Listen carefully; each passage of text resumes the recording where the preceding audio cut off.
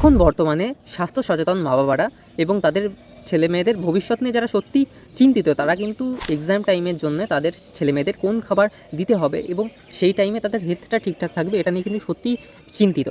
এবার এই টাইমে কোন খাবারগুলো দিলে তাদের হেলথটা ঠিকঠাক থাকবে এবং তারা একটা সুস্থভাবে এক্সাম তাদের মেনটেন করতে পারবে, এখানে মূলত 3টে পয়েন্টের উপরে আমাদের মূল ধ্যান দিতে হবে। প্রথম পয়েন্ট, আমাদের এই টাইমে আমাদের খাবারের মধ্যে মশলার পরিমাণ কমিয়ে দিতে হবে। এর সাথে যে আমরা ননভেজ খাবার খাই সেগুলোকে পুরোপুরি এই কিছুদিন কিন্তু সরিয়ে রাখতে হবে আমাদের ডায়েটের ভেতরতে, কারণ এটা আমাদের পেটের ভেতরে অ্যাসিডিক ফরম্যাট করতে পারে।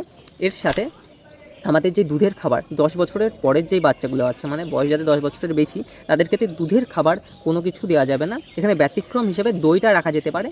এবার এরই সাথে কিছু ভালো দিক আমাদের মেনটেন করতে হবে, যেরকম সকালে ঘুম থেকে ওঠা, সকালে 70% হেলদি খাবার মেনটেন করা, ওটস, একটা জুস, একটা গ্রিন জুস, এসব খাওয়া যেতে পারে। এরপরে দুপুরের খাবারে বাড়ির খাবারের সাথে বেশি পরিমাণে স্যালাড ট্রাই করা যেতে পারে, বা নাটস। সন্ধ্যেবেলার দিকে অনেকের খিদে পায়, সেই সময় নাটস, সেদ্ধ ছোলা, এগুলোর সাথে দই মিশিয়ে একটা হেলদি মিল ট্রাই করা যেতে পারে। আর রাতের খাবারটা 8:30টার মধ্যেই খেতে হবে। প্রসেসড ফুড অ্যাভয়েড করতে হবে এবং রাতের ঘুমটা 6 থেকে 7 ঘন্টা রাখতে হবে। এইসব মেনটেন করলে একটা হেলদি এক্সাম টাইম তার মেনটেন হবে। আর এক্সট্রা কী কী করা যেতে পারে আমি ডেসক্রিপশানে দিয়ে দিয়েছি, চেক করে নেবেন।